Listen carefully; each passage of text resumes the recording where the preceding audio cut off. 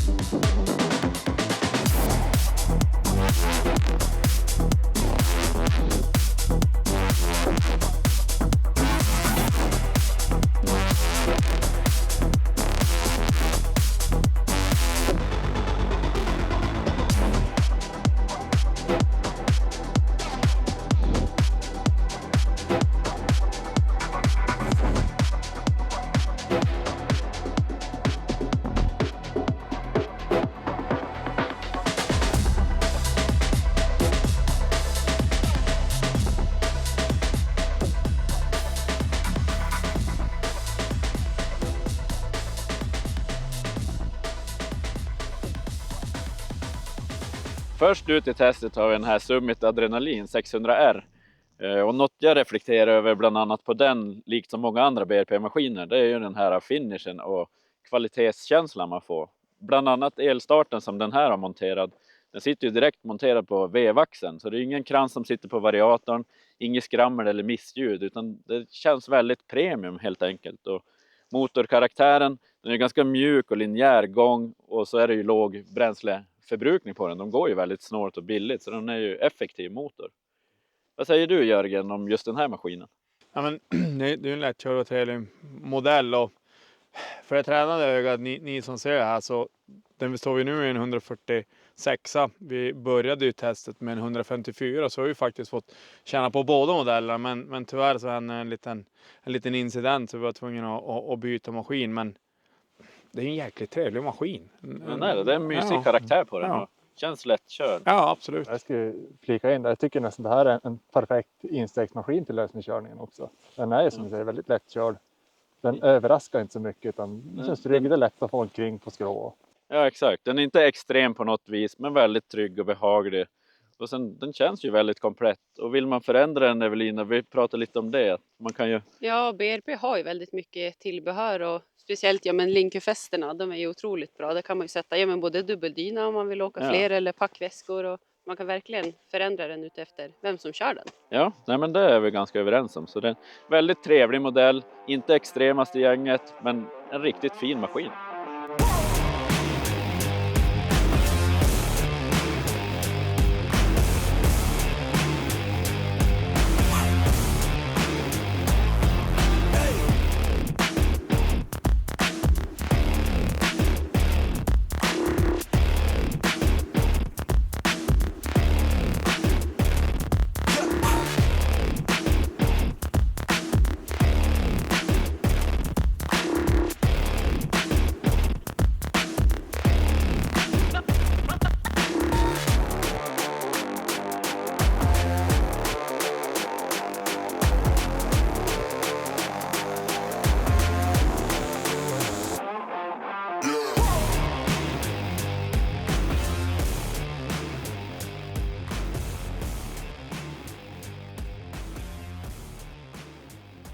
Sen har vi då den här Polaris Caos 650 som sticker ut just med sina 50 kubik extra i 600-klassen. Och vi har diskuterat motorkaraktären en hel del de här dagarna just på Polarisen. Vad säger du, Jörgen, när vi kommer till motorn? Ja, men som du säger, den här är ju lite dopad. Det är en 650 och det är väl inte där den stora skillnaden. Men karaktärsmässigt så påminner den här om 850 och rent effektmässigt så är den någonstans som en gammal 800 och den är otroligt responsiv på gasen och känns jäkligt rapp faktiskt. Jag håller verkligen med. Effekt ungefär som en äldre 800, men du har gassvaret och responsen som en modern insprutad tvåtaktare. Så det är otroligt imponerande motorpaket i den här maskinen. Jag tycker även att helheten på maskinen är väldigt imponerad. För man kan ju lätt tänka att en 600 eller mindre kubik på maskin, att det ska vara någon typ av instegsskoter. Men det tycker inte jag den här är. Det är en fullblodad lösningsmaskin. Ja, det går otroligt hårt. Det måste jag säga. Det har vi alla imponerats av. Vad säger du, Evelina, hur den känns att köra? Ja, men framförallt med vertikalstyrningen så tycker jag att man får en väldigt bra känsla i skogen när det är lite mer tekniskt. Man står ju väldigt bra och kommer nära maskinen. Och något annat här upp till det är ju 7S-displayen. Den är ju fantastiskt bra. Man kan se kartor och man kan se varandra när man kör. Den är verkligen uppskattad. Verkligen, den är ju outstanding när du kan se. Du har terrängen i displayen framför dig. Det är bara mata på och sen hittar du tillbaka till leder och överallt. Så det är verkligen häftigt när du vill utforska området man är och kör i. Nej, den här Polarisen, alltså den har imponerat otroligt mycket på oss under de här dagarna.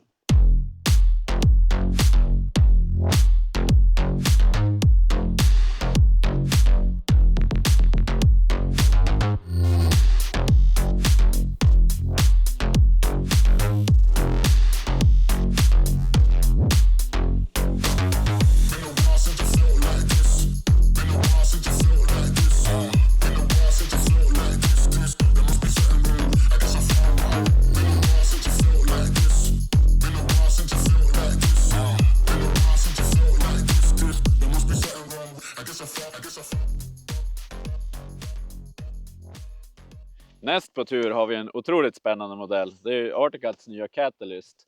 Och den är ju helt ny för i år. De andra modellerna känner vi ändå igen från tidigare år. Men den här är ju ny från grunden upp. Så det är otroligt häftigt att vi har fått möjligheten att köra den.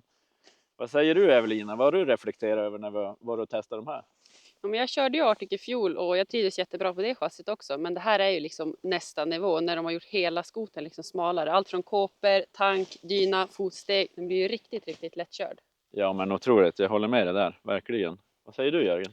Ja, men, där är ju 154 modellen och vi har ju testat 146 i helgen också. Men Den här är ju minst lika busig som 146orna, trots att den har längden med. Så jag vet inte om det beror på att det är bra klös i mattan eller motorkaraktären, men den är ju jäkligt lekfull samtidigt som du har bra driv och tar det bra med den. Ja, men absolut. Den går ju otroligt hårt för att vara en 600.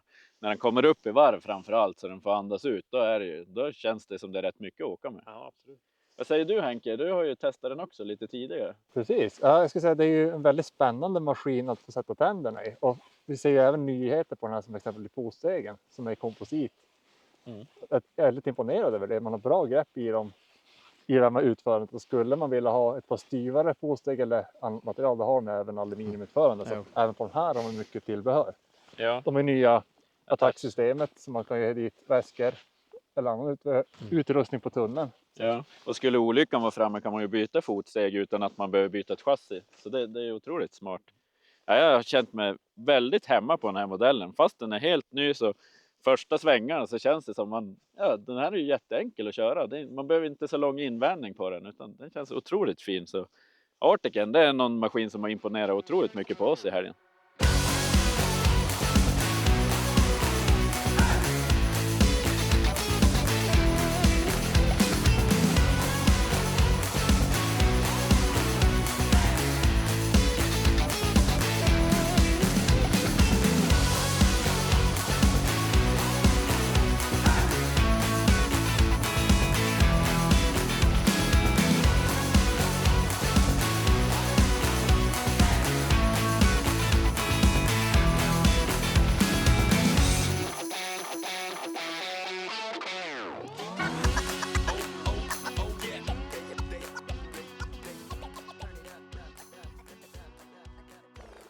Näst på tur då har vi Lynxen med sin coola nya design som de fick tack vare shreddern som kom redan förra året. Och den här är också en otroligt fin och komplett maskin. Och man känner igen framförallt BRP-generna mellan Skid och Lynx. Men vi har ju även några skillnader mellan dem. Eller hur Henrik? Jag tycker signumet för Lynx lever kvar den här. Man har en grym stötdämpning. Framförallt kan du bogga geometrin som hjälper till med att du tar ju gruppen väldigt bra på leden. Och även om du är ute och skuttar i snön så det känns väldigt trevligt. Ja men det gör man. Man märker skillnad på kalibreringen på stötdämparna. Nu är det ju inte värsta stötdämparna på just den här DS:en. Men man känner ändå att de är väl avvägda för kanske skandinaviska leder med lite knöligare förhållanden och så här än kanske Skidon är. Så den är otroligt trevlig i fjädringen. Kan man hålla med där. Vad säger du Evelina när vi har kört Lynxen? Ja, men den är ju lite längre än vad den andra BRP:n var. Summiten, den var en 146, men här har vi en 154 så den blir ju inte riktigt lika lekfull. Nej, man får ju jobba lite mer när man är ute och åker med den jämfört med skidon när den är kortare såklart. Men även skidorna på den här flyter ju ganska bra så det blir lite mer förarinput för att få den dit du vill när du är ute i skogen och leker och härjar. Så det är en trygg, stabil maskin men kanske inte fullt så lekfull som vissa andra i gänget. Nej men så är det. Jag upplevde att man tog sig fram väldigt bra på den här. Jag får ju nästan, jag blir nästan lite äventyrslusten när jag får ut på den här. För den är som fin och fara och sväva mellan träden och den flyter på bra på snön. Och jag hade lätt kunnat tänka mig den här. Fram med en GPS, få ut och köra lite längre. Böka genom myr och mark och över berg och jättetrevligt. Ja men det håller jag med om. Tänk att få åka framförallt i den här miljön vi har haft nu de här dagarna. Och så bara blåsa mil med en sån här maskin. Ja, Lynxen, den är otroligt kompetent den också. Ja.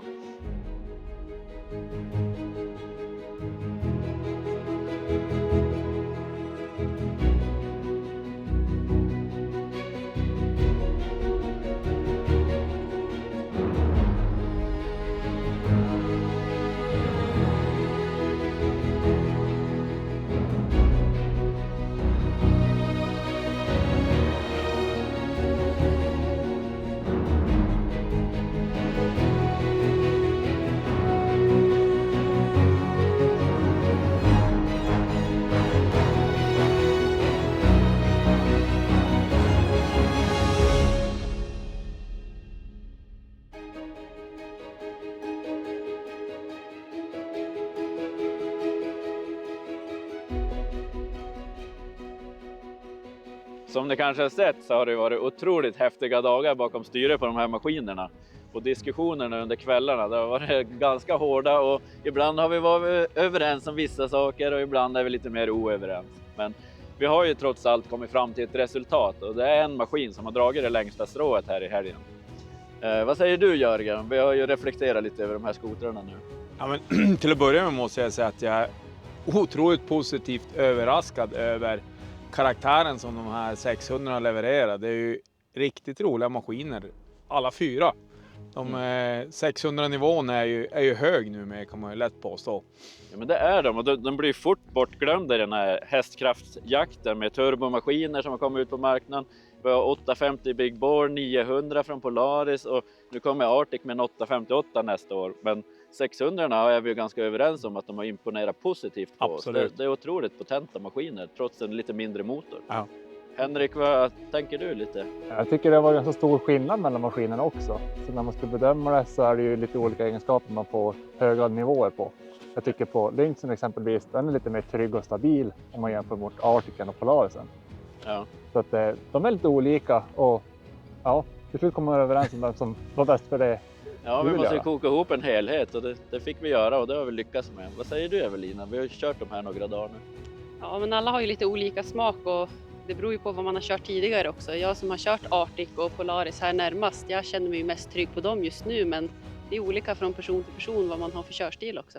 Ja, precis. Ja, men det är olika egenskaper och det har ni fått höra här i testet också. Men den som har dragit längsta strået av de här, det är faktiskt Polaris Chaos 650. Den har varit otroligt rolig och lekfull maskin och motorkaraktären den är grym. Det känns nästan som en 800 fast med ett bättre gassvar och riktigt fin karaktär. Så vi hoppas verkligen att ni gillar det här testet. Och glöm för all del att inte följa oss på våra sociala medier. Facebook, Instagram, YouTube och självklart sledtracks.se och sledtracks.no.